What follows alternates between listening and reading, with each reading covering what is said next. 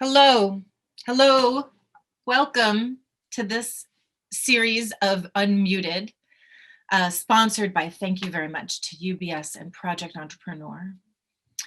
This is in partnership between TheLi.st and New Power Media. I am Shoket. I am the founder and CEO of New Power Media.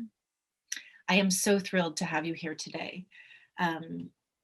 What a complicated moment that we are living through, and what a busy time of year. So personally, I just want to say thank you for taking time out of your day for this conversation.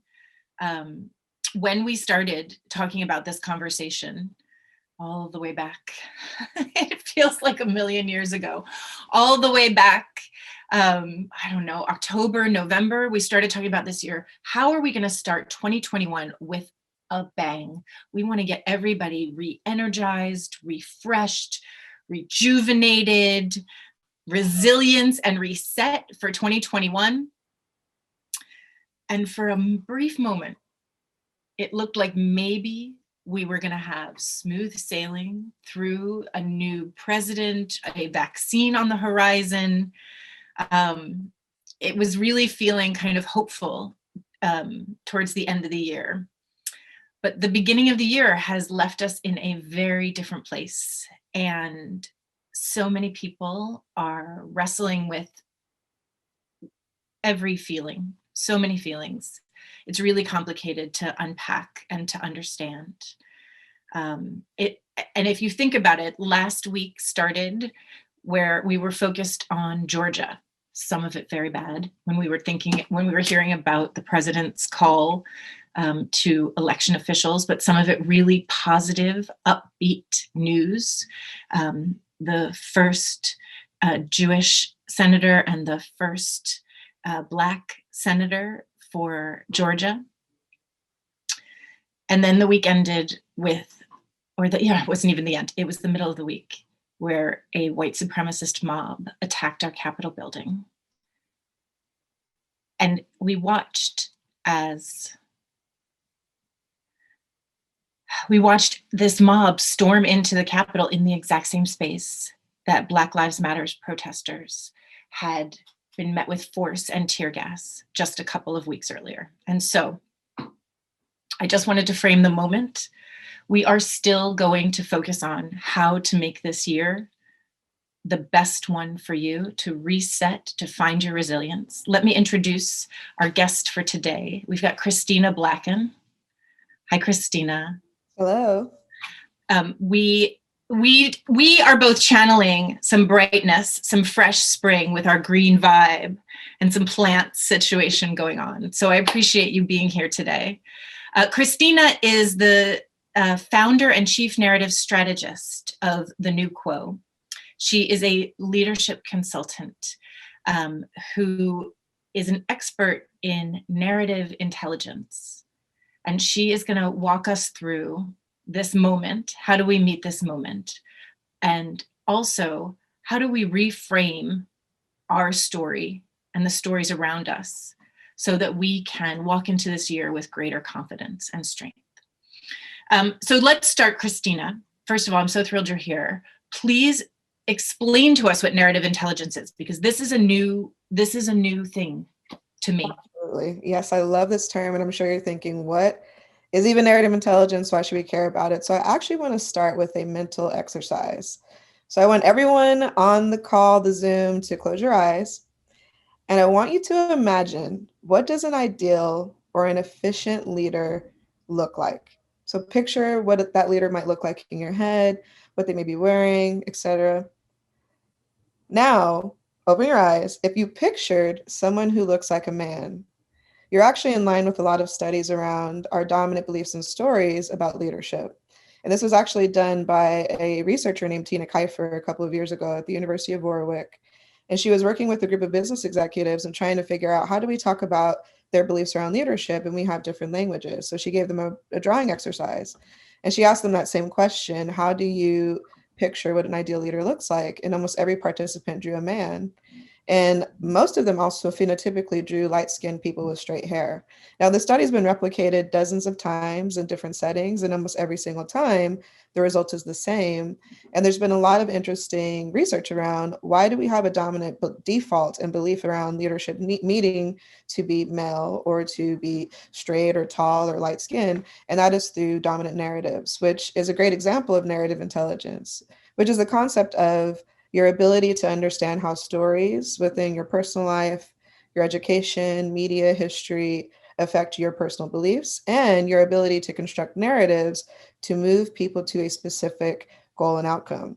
Now, the good news is that every single person on this call has narrative intelligence because about 65% of all of your daily communication is story, whether it's with your mom, your dad, your lover, your cousins, your coworkers, your colleagues, your customers. You are always using story to connect, to persuade, and to influence.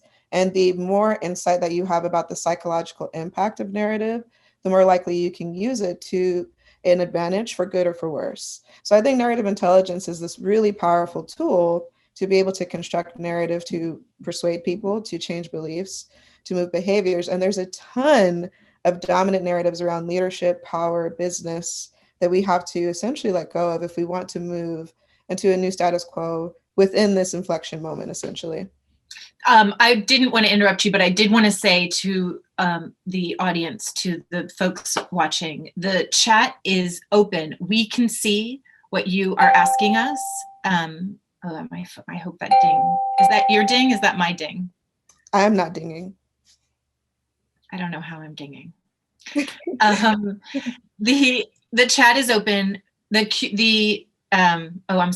Q&A is open, not the chat, which means you can post questions, you can post responses. Christina and I are watching the flow of Q&A come in. So please use that to communicate with us. And as the conversation moves forward, and as the questions come in, I will make sure that we bring you into this conversation because this is for you, this moment, this real education about the stories we tell ourselves.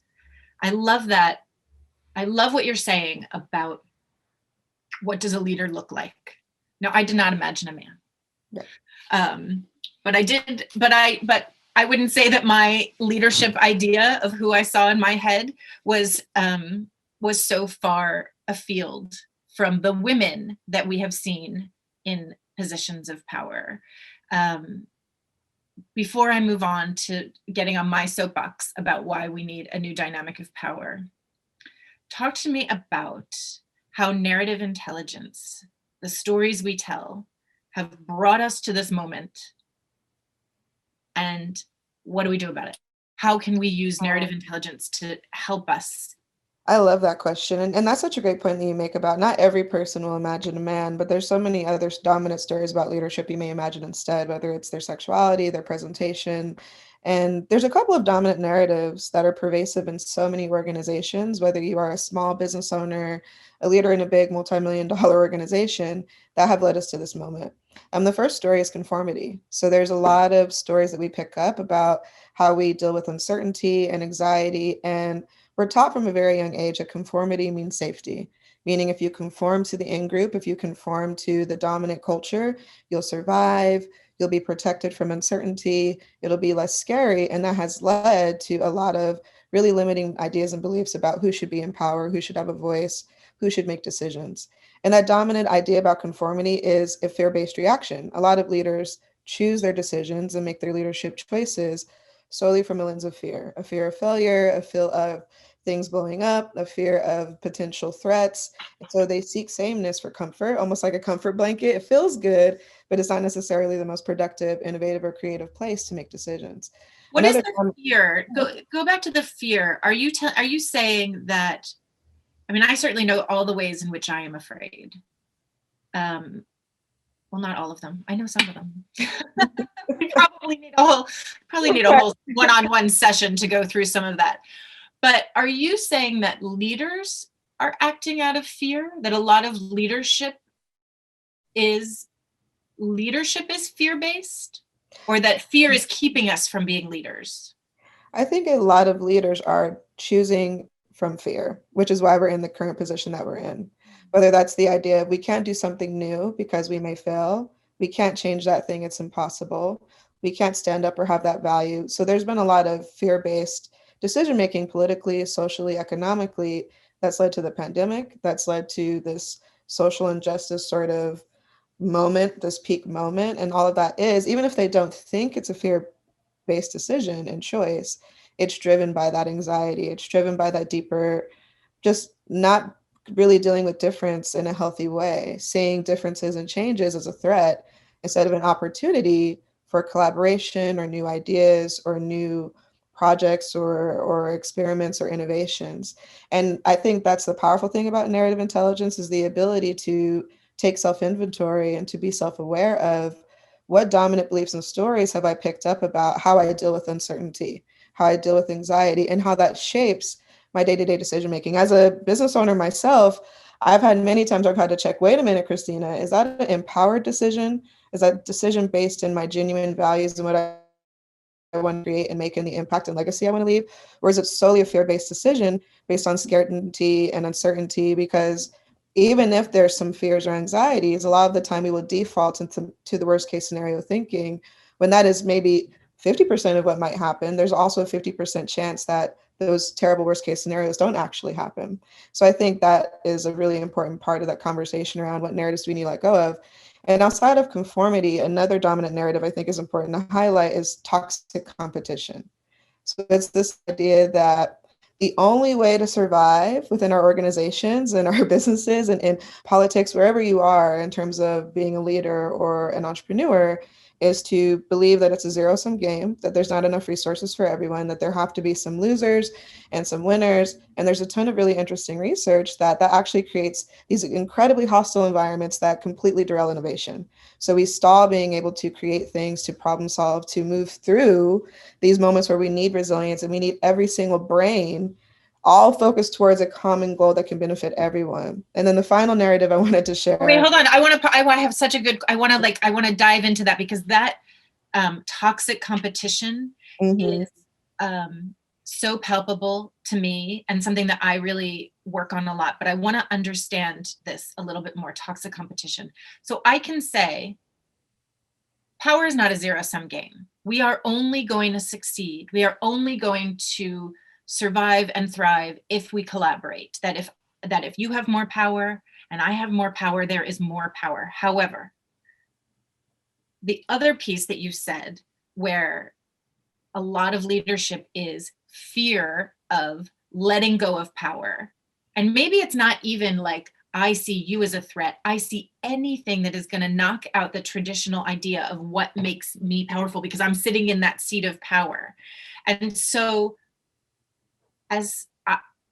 there's two parts of it. As someone who is sitting in a seat of power, and there are places that we all sit in a seat of power in our own lives, in our own communities, how do you subvert toxic competition? But then the other piece I want to understand is if you're on the outside and you know that someone feels that you are a threat to them, how do you subvert toxic competition from that position? Those are great questions and things that every single person needs to examine because it goes against the conventional ideas about business and success. Because typically success is about by any means necessary, I'm getting to the top, no matter who I step on, no matter what impacts I have, no matter what destruction I leave behind, which again, to relate it back to this moment, led us to this place. Mm-hmm. So the idea is a longer term, first of all, vision and goal. We have to look longer term than the short term, short-sighted, myopic way that people typically plan their day-to-day, their goals, and where their business and organizations are going. Because if we have a longer lens, then we can look at the full cyclical impacts of the choices we're making. When you're short-sighted, you don't think about the long-term impacts. And people understand this in their personal lives. Like if you're trying to save, if you spend everything today, you can't save for that incredible vacation to Senegal a year from now, right? Like being able to delay some of the immediate self-gratification for the larger, greater good, not only for yourself, but for everyone else, which from a self-preservation standpoint, if we're only looking at that sort of lens, actually is better for you in terms of being able to survive and to be an organization that thrives and evolves from year to year instead of going hard and fast towards a goal and then completely crumbling because you have a toxic culture, because there's high attrition, because there's high turnover, since it's such a toxic and hostile environment. I think the other thing is to realize that Scarcity is also an ideological value because a lot of the time that's based on this idea of hoarding. Of course, there's not enough resources in the world for all of us to hoard extreme amounts of resources, extreme amounts of wealth. But in terms of everyone meeting their basic needs and having a fulfilling life, we do have a lot more resources than we know and realize. They're just not distributed properly. So this idea of there's not enough for everyone, so only 3 of us out of the 100 can thrive and reach our fullest potential, we have to let that value go. And that comes from the idea of having an abundance mindset. Abundance could mean I know every single one of these people on my team and collaborators that I'm bringing in as an entrepreneur have incredible skills that complement my own.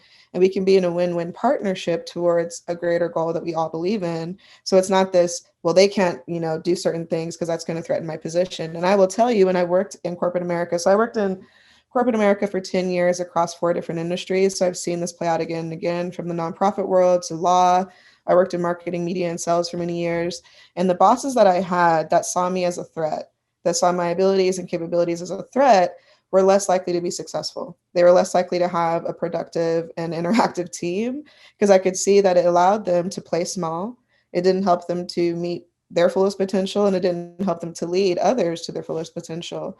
And so I think letting go that idea of scarcity and having a short-term sort of planning schedule are the two things that we need to do to sort of subvert that toxic competition, essentially. And it comes back again to narrative intelligence. You have to be very clear on what are the dominant stories that I believe about success and power. Which of these are great for collaboration and creativity and for me motivating and inspiring others? Which of these are limiting and are actually going to lead to where I don't want to go? And that requires you to have a higher self-awareness and also to construct better narratives to motivate people towards a shared goal. Okay, hold on. Let's walk people through the exercise that you put together first. Absolutely. It'll help us identify our values. So everybody who's on this call, I just looked down to see that we have a huge number of participants here. Great, perfect timing, everybody. If you are in front of a notebook, if you have a pen, which I do, and my notebook, which I've already written, how to subvert toxic competition, longer term goals. I am taking notes. This is like my master class. Okay, so can we put up the slide, Jessica? Okay, Christina. This is about, I'm going to just set you up. When you lead with your values, when you are living your values, you can be a more successful leader. And I love how when you talk about leadership, it's about leading your own life, right? It's about your own success. How can you lead other people, but how can you lead your life too? If a lot of people don't identify themselves as a leader, although I don't know if that's the problem with this crew. So walk us through, how can we change our narrative and sit in our own seat of power? Absolutely. So what you're seeing here is a process that I like to call narrative inquiry, which you might be familiar with. It's the idea of using writing and exercises to unpack your dominant stories and also to shift them. And there's a lot of this practice when it comes to narrative therapy or other modalities that essentially help people to stop ruminating thoughts and beliefs, to become clear of them and actually bring them to their consciousness, and then to impact and shift them. So these scripts are something that I've developed in an exercise called a reframing exercise that can help you to unpack fears and sort of limiting beliefs when you're thinking about, how do I share a new idea, or how do I create potentially a new story around what I'm doing and what I want people to understand about myself, my work, my career, etc.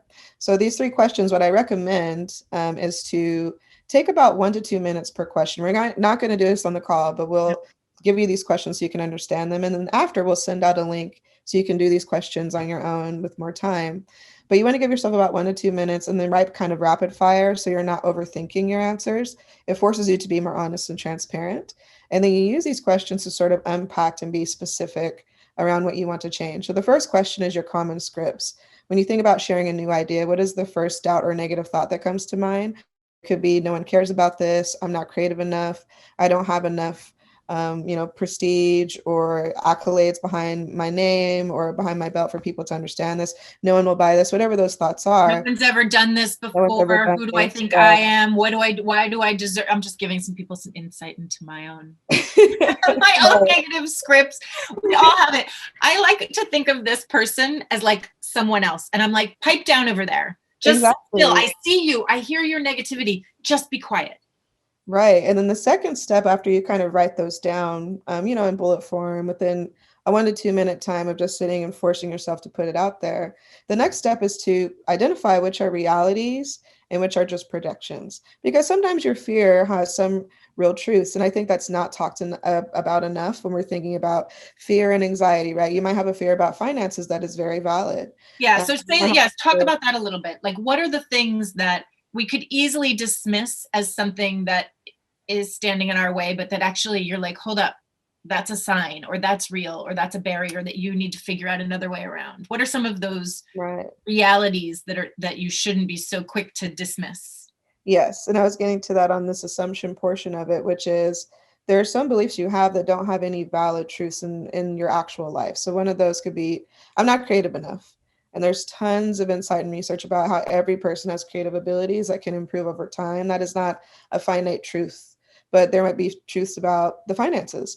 So then after that, you can go ahead and think about what plans can I make to address my fears, whether it takes me 1 year, 2 year, 3 years, that is based in reality, and which of these projections can I let go of or create counter stories to prove that those are not right? And that's typically based in your own track record, based in the ways that you've been resilient in the past. And there's really great research that you actually build confidence by taking inventory of your track record of things that you've overcome, even if they're not necessarily directly related. So an example of this could be your ability to deal with uncertainty. Like maybe you moved to a new city without knowing anyone and you're able to survive and build a community and sort of start your life again. That is an example of you being able to deal with uncertainty in a productive way. And so giving yourself an inventory and a proven track record can help you to overcome the assumptions and projections. And that's incredibly powerful because most of us don't take inventory of the things we have achieved up to this point because we're always focused on the future. We're always focused on a moving target and goals that are always sort of moving. But if you sit down and say, wait a minute, what are the skills? What are the things that I have done in the past that prove that I can do something new, that prove that I can survive anxiety or uncertainty? And especially if I'm not an expert, think about when you were a kid, when you learned how to walk. You didn't look up a blog that said 5 best ways to start walking and listen to podcasts and articles about how to walk. You just did it through trial and error. And I think we lose a lot of that magic as we get older because we become more and more afraid of ever getting anything wrong. And then the We final should question, know. We yeah. should. And then the final question in this exercise is the values, which is what is the one value that lights you up and gets you excited that's tied to the new idea? And I think when you dig into your values of why you want to share an idea, it gives you conviction. And when you have conviction and you believe that the solution that you're providing to whatever problem you're excited or insatiably curious about solving, you can overcome the fears because you can say, this is so important for me to get this out. It would be a disservice for me not to share this idea because I know it can help that mother or make that kid feel excited or whatever that thing is. Like, what's that value? Is it creativity? Is it community? Is it longevity, loyalty, curiosity? That can allow you to overcome the fear because you're basing your choices and your values and not just your anxieties. So that's a really truncated version of this exercise and one of the sort of narrative, self-reflective approaches that I use in a lot of my trainings around leadership and inclusion and culture. And I think the more that you can actually sit down as a person who's building something and kind of etch out some time to work on your mindset, the more likely you'll be more conscious. You'll have higher narrative intelligence. You'll be more effective and more persuasive in the narratives you create about your ideas. And you'll start moving away from making decisions unconsciously based in fear and anxiety and being more curious and focused on values when making decisions. And I think that's what this moment really highlights. How can we be more conscious and intentional and not just on autopilot when we're making decisions, when we're in positions of influence and power of any sort? I love that. I wrote some notes down, and Christina is going to, at the end of this call, she's going to share a link where everybody can kind of do it on their own time to drill into it. Because this is a call with a lot of entrepreneurs here who are in the midst of building their businesses, who are wrestling with how to build a values-based business. There's a lot of friction that comes with that. And as we said at the top of this call, the world is not set up for a new dynamic of power. The world has some really strict guidelines for what makes you powerful, money being one of them, influence, growth at all costs, right, in your business. So once we've done this exercise, we know our values, we know what lights us up, we are aware of the stories that are limiting and self-sabotaging. How do you then take these stories with you into those complicated moments of friction, particularly for entrepreneurs and founders? You are an entrepreneur and a founder. Yes, absolutely. And this relates to a question that was just asked by Susan Joy, which was the third topic I was going to say about the other third dominant narrative. And that's about perfectionism. So we have this really dominant narrative within our organizations and cultures that the only way to do things was with a perfectionist lens. And there's really interesting research by two individuals who reviewed, I think it was 25,000 different participants who were studied around perfectionism from the 1980s until now. And they found that individuals who are seeking perfectionism to have failure avoidance, to essentially avoid failure, are not better performers. So we assume the people who are perfectionists and meticulous will have higher performance, will be able to be more engaged and productive. And they actually found it creates more anxiety, depression, and a lack of communication and collaboration because they have a hard time letting go. So they don't collaborate effectively. People who are seeking perfectionism because of sort of excellence seeking and improving their skills, there's some tiny incremental benefits to that. But ideally, one of the things that we have to let go of is this concept of we can never, ever, ever try something new or experiment because of the fear of getting it wrong or the fear of not being perfect. We have to let that go because the only way to be able to deal with that friction, to be able to have these more transparent, maybe uncomfortable conversations, is allowing ourselves to be open to experimentation. Now, I think the tech world is a little bit better with this because there's this idea of iteration and move fast and break things. I don't think you should move fast and necessarily break things, but you have to be open and have a tolerance for experimentation. That could mean coalitions or collaboration or small teams who go off and try new ideas and new approaches. A great example of that is 3M. For many years, they had this, I think it was a 15% rule where their staff had 15% of their time to just go and play and experiment. And they've gotten a lot of really, really fruitful and profitable ideas from that, including Post-its, which is one of the most popular things that people know about from 3M. So I think that's a big part of it is, do you have a tolerance for sometimes failing and experimenting and not always feeling like everything that you have to do, you have to be an expert at? You can't be an expert when you start something new. That's impossible. And if you have a resistance to trying new things, you're going to be stuck in the status quo always. And that is why this idea right now, like this pandemic we're in, has forced us to be so experimental, so open to new ways of communicating, new ways of creating things. People are all disparately connected through remote work, and it's forcing innovation because we have problems that we can't ignore. And I think we're in this moment now of unearthing where we've been putting band-aids on things, a wound so deep that it really needed stitches and a whole new approach, but we keep putting a band-aid and some ointment on it, and that's it until it got to the point that we can't go forward anymore. So I think that's the opportunity that every single person has, is to be like, okay, I'm going to try something new. And then a great example of that is my own career and what I've built. I was like, storytelling is this incredibly powerful tool that affects so much of what we do and what we believe. And most people only understand it as a tool for entertainment or sales. That's it.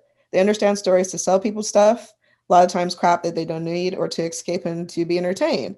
And a lot of people don't understand the powerful behavior changes, the belief shifts that come from storytelling. And so I was like, okay, I'll apply this in the setting of professional development, culture building, inclusion, leadership.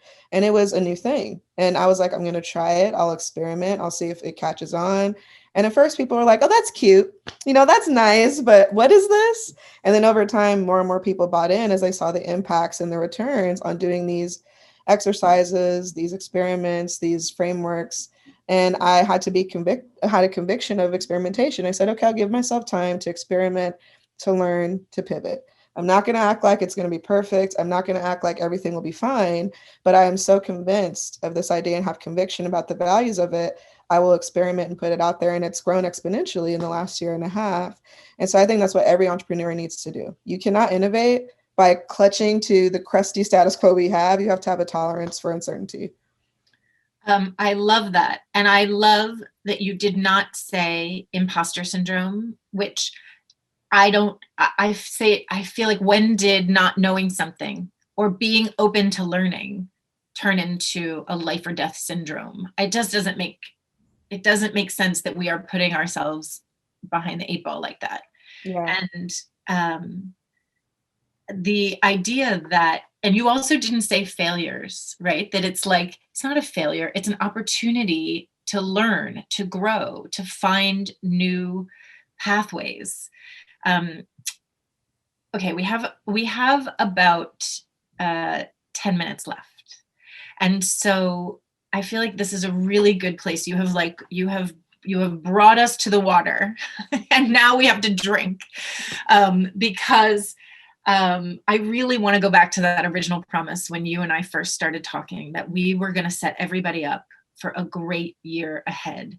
We were going to tap your resilience, which I wrote down.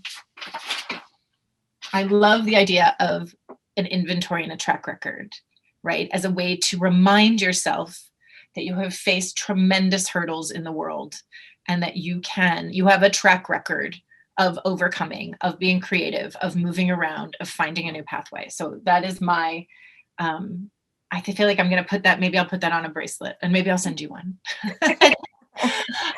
But so we have all come through a very difficult year and we are still in the thick of it. We are still chest deep in pain and hurt.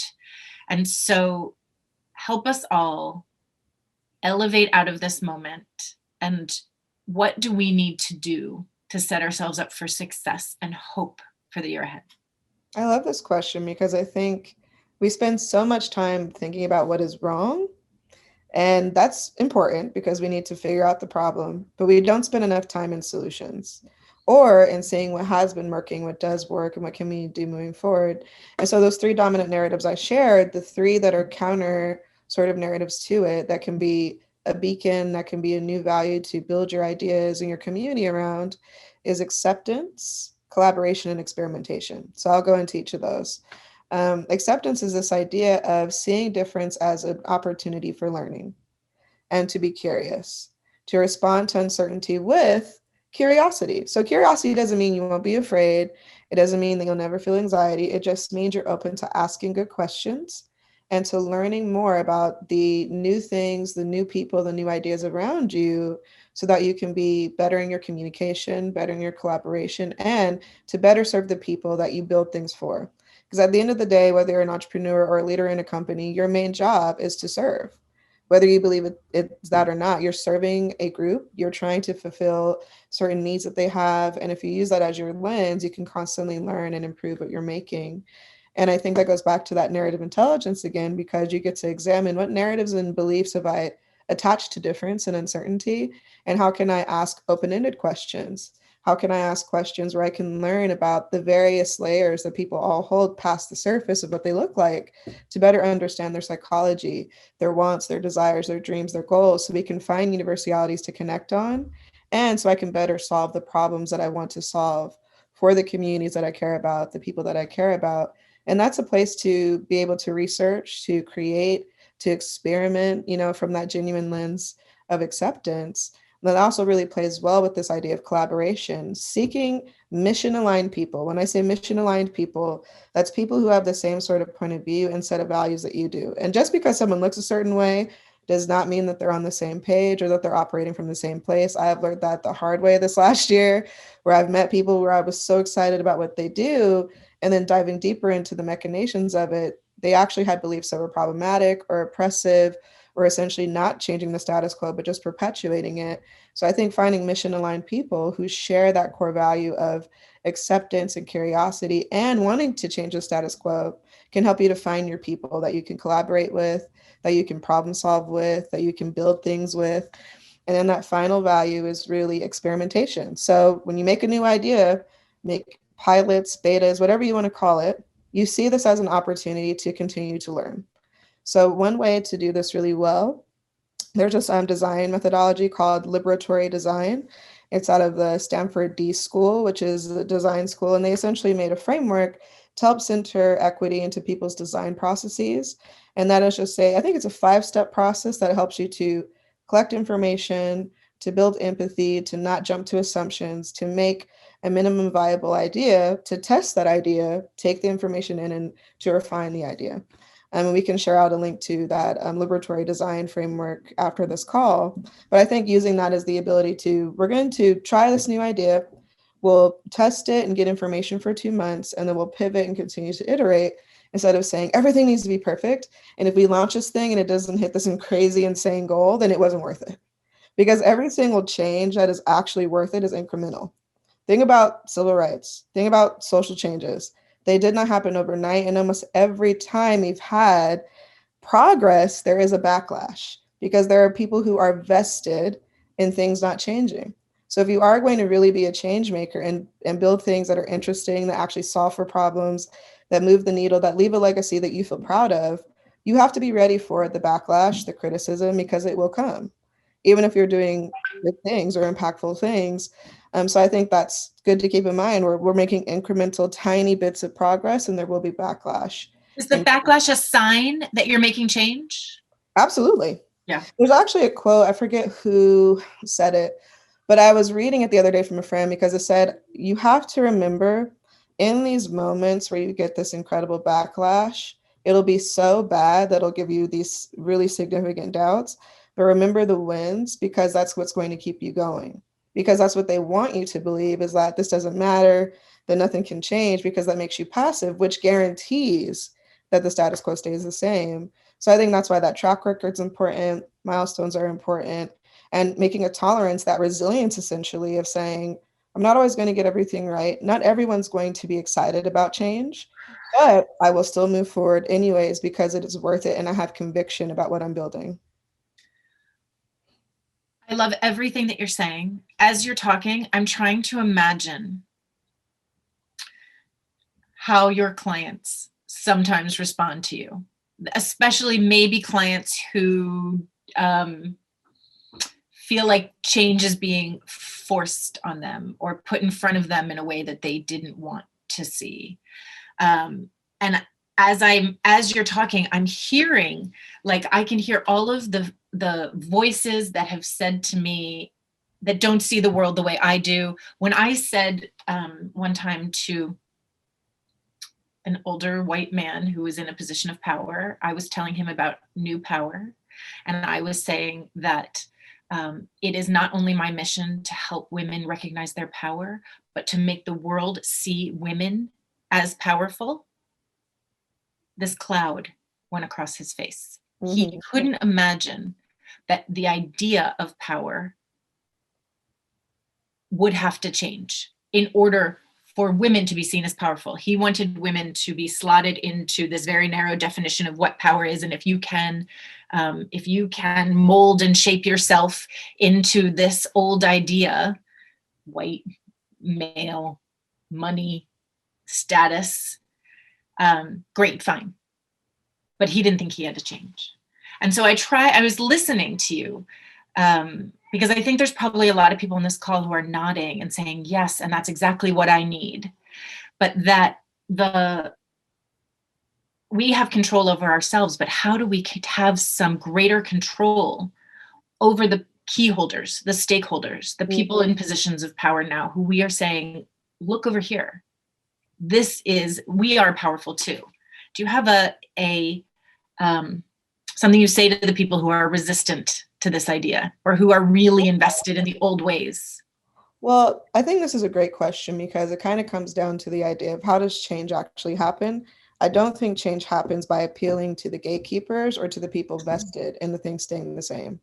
That's what they want you to do, because that still gives them the power that they crave, which is them dictating when and how change can occur. A lot of times change occurs by a coalition of people at the bottom who necessarily pull down the person who's the gatekeeper, and not to be, so violent in metaphor, but it's really this idea of the gatekeeper at the top of a mountain. Imagine kind of like a domino piece at the top of a hill, and there's tons of strings attached to that domino. If enough people pull on those strings, say 5 people, 6 people, 10 people, the domino comes down. And I think that's why Even if you think about Georgia and how it was flipped through grassroots, on the ground, coalitions, and organizing. It was not flipped by people saying, please, Mr. People in Power, we really need new senators. That's not how it happened. And so I think that's important to understand that when you stand in your conviction, when you have a series of values, you will be like a beacon of light that will attract the people who you need to work with. I don't work with people like that because they're not attracted to my message to begin with. I don't spend a ton of time trying to convince people who are very resistant. And I don't think that's a lot of people. I think that's about 10% of people, I'll say roughly. There's a lot of people who are passive and in the middle and open to change, but they're passive. And so right now, because of this moment, people are waking up. They're hearing the white noise of all the social injustices and oppression that has been around for forever. And some are tuning in for the first time. I've been listening to that frequency since I was very young. And so that awakening, I think, is important because now we have more people to build coalitions, to be able to pull down those gatekeepers, to democratize power, to decentralize power. And so I think that's important to keep in mind is your job isn't to convince people whose power is already eroding. Your job is to find other people who are like-minded and mission-oriented and to effectively create coalitions of power because you have far more power than you realize. Think about how this election went. It was all through votes, all through people on the ground. And not saying it's easy, not saying there will be resistance and all of that in response to it, but your job really isn't to prove to gatekeepers, is to find enough like-minded people where they can't but help to go with the group because they have to, because of that essentially wave of power. And right now, because we live with social media, we have some of the biggest communication tools on the planet to be able to reach someone on the other side of the world. We never had that in any time in history. There were literal physical gatekeepers of information. So now you have some of the most incredible tools in the world that humanity has ever had. So what are you going to do with it? Are you going to build new ideas, new coalitions to move things, or are you going to continue to appeal to these old guards that don't want to change anyways? And I think the former is better than the latter. Christina, you have just changed my life as I'm sitting here. My mind is open. My perception has changed. I am going to stop trying to convince people that we need a new dynamic of power, and I'm just going to create it. I am so grateful for you. We are all so lucky to have had you here today. I wish we could have had you for I could sit here and listen to you for hours and hours and hours. And so we will have to do this again. I loved. There are two quick questions that came in that I think I could quickly answer in the next. Oh, good. So, Susan had asked, how do you go about vetting mission aligned people? I love that question. She's like, it's almost like dating. Yes, it is. I think you ask really good questions to get to their why. So why are they building things? What are their beliefs about making things and moving forward, especially in business? And when I've had those root-based fundamental questions of why are you creating this? What are your goals? What are you excited about? What are your beliefs about these conventional ideas of business? And to see where they land. Some people may say, oh, we can't change things. So just, look out for yourself and make as much money as possible. I immediately know that that's not my person. There might be people who are like, here's this new paradigm or framework or book I've read about and I'm integrating it into my work. I'm like, oh, that's my person. So it's asking those open-ended questions about values and about their why, and it will point you pretty quickly to if they're mission aligned or not. And then the other thing about stamina to keep going is that track record. I think it's important to note the milestones, your successes, to not only focus on the end goal, but also the tiny, small wins. If you think about civil rights, there were these tiny wins, a law here, a policy there over a 10, 20-year span. And if they had only been focused on the big fundamental, movement, they probably wouldn't have had the stamina to keep going. So I think that incremental track record and celebrating your wins. Even me, I did a year in review this year where I noted all the impacts, the things I've created, the people I've impacted, the income I've generated. And I took a look at the year and I was like, I'm that person. Okay, I got this. I'm doing incredible stuff. And I think it's important to keep doing that so you can create the stamina to move forward. I love that. I love that you're so generous to make sure everybody's questions get answered. Let's pop up a screen so we can tell people how to reach you if they want to find you. We have thenewquo.com. Is that the best way to find you? Should we get you on Insta? Should we follow you on Twitter? Yes, the best place to reach me is definitely my website. There's a couple of different inquiry forms, lots of content, lots of information about what I do and how I do it. I do workshops and trainings for orgs. I do strategy consulting and coaching for solopreneurs. You can also find me at Christina Blacken on Instagram and C Blacken on Twitter. I'm not as active on Twitter, but I'm definitely active on Instagram. It's probably better for you. Good for your mental Well, health. take it in doses. Take it in doses. Christina, thank you so much for being here. I want to especially thank Project Entrepreneur and UBS for sponsoring this chat. Thank you to all the listers and the badass babes and the change makers who have joined us here today. We will have another session in 2 weeks, the next one with Alyssa Mastromonaco, the former White House Deputy Chief of Staff, because man, do we need to have a conversation about politics. Will 2021 be the change we need? And I can't wait for that. We'll be a couple of days after the inauguration. And so hopefully we can have a deep breath together for 2021. Those RSVPs are open. We will send everybody a link. Please join us. Please follow Christina. Find her at thenewquo.com. I am Ann Shoket at Ann Shoket. And you can find us, you can find the list at the, or actually find our website. Find our website. It's TheLi.st. And if you put in /unmuted, you'll get to this session page. And I will post the session there. So everybody who can follow up again, this is one I'm going to watch again and again. I've never taken so many notes during one of these conversations as I did this time. Christina, thank you. Thank you to everyone. And we'll see you again in a couple of weeks. Thank you. Bye, everyone.